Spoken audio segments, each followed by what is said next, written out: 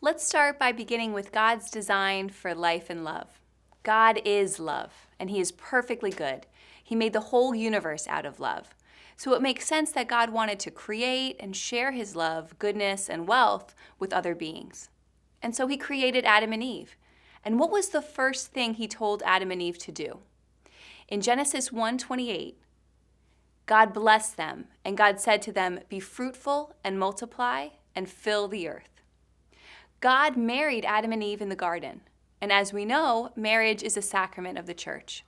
Remember, every sacrament makes visible an invisible reality. What is the invisible that is made visible in the sacrament of marriage? Through marriage, God's Trinitarian love is made visible. That is why marriage is a sacrament. It's a visible sign of God's divine love for us. Marriage is one of the deepest ways humans can reflect God. Marriage is not just a convenient arrangement or contract between any two people. Sacramental marriage has covenant promises between a man and a woman with God as their witness and partner. Marriage is a total gift, total communion, and total union. Every marriage will have its challenges, where either spouse may at times feel or think that the marriage is too difficult and that the forgiveness required is too big. But the church teaches that with God's grace in the marriage, the couple is strengthened. We might fail, but God cannot fail. St. John Paul II teaches us that the spousal relationship that unites husband and wife helps us understand the love that Christ has for His church. Jesus' saving love consists in His gift of self for the church. In marital union, both husband and wife should be saying, "I give myself to you totally." And God's design for marital union is so ingenious. Did you know that there is a hormone called oxytocin that floods our brain during sexual activity? Oxytocin acts like a superglue that chemically bonds the two people having sex.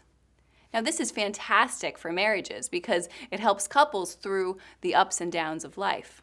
But when oxytocin is released in our brains outside of marriage, when there is no lifelong commitment, it can cause pain and heartache because there's a contradiction. Your body is saying one thing while your intentions say another. If someone is having sex but doesn't intend to be with the person for a lifetime, they're telling a lie with their body. Sex is a language of permanence, but sadly, our culture has forgotten this. Instead of telling lies with our bodies, our goal is to always speak a truth about God.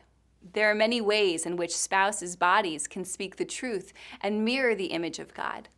With patience, kindness, self-sacrifice, gentleness, and honesty, by doing dishes, changing diapers, taking out the garbage, making dinner, etc. And one other important way is, well, the marital union. And only when we recognize that our very lives are a gift from God, and we fill up with God's love, will we have the gift to offer another, the gift of God's love. Through this free and total gift of our bodies, we are able to faithfully give ourselves to another and faithfully receive from the other as well. This giving and receiving creates a fruitful relationship that brings life to the other and to the world.